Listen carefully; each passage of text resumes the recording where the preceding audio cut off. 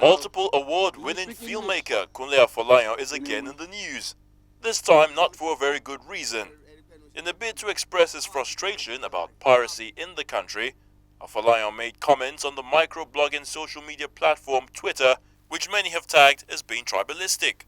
We were in South Africa 2 weeks ago, and I was there with the distributor, and he got a text from someone saying, hey, the package for October 1 is ready in Alaba, and they're going to release it on Monday. And this is a film that we haven't even recouped half of our money.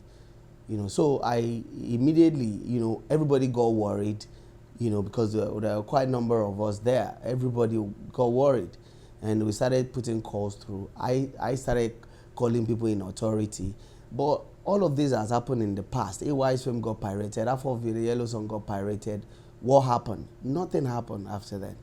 Then we got back to Lagos. The day I sent that tweet, I had a pirate right in front of me.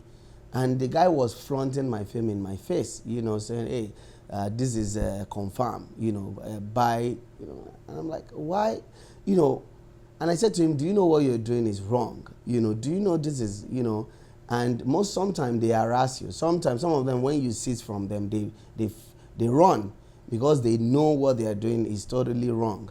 So I was overwhelmed. Afolayan's comments came in the middle of the controversy surrounding a tribal comment made by the Oba of Lagos concerning the April 11 governorship election in Lagos State. It's a shame that, he came at this time because I wasn't even aware of, the Oba's comment or anything going on. I was just bitter. And I was bitter because my distributor, who is lamenting to me, is Igbo. And he's having confrontations with his brother. His tweets have generated many reactions from some of his colleagues, including fellow producers Charles Novia, Uche Jumbo, and Ifeanyi Kwenyi, who called the October the 1st producer an overrated filmmaker. Success has a lot of friends, at the same time, a lot of enemies. A lot of them would think, okay, who is he? Is he the only one and all of that? But I don't like to trade word with colleagues because I believe strongly that all I have going for me is not me as a person.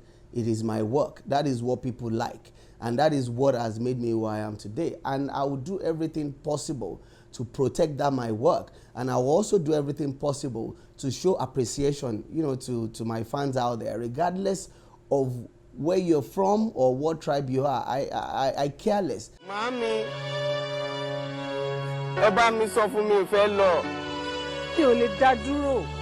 Mo sọ fún ẹ pé kó o wá sílé o wá.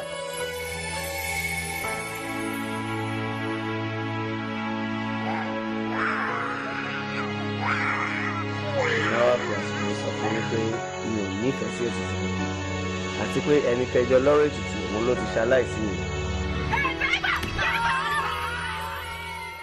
I have every authority to even say I am the one of the non-tribal person or one non-tribalistic person in this industry, and you can tell from my work.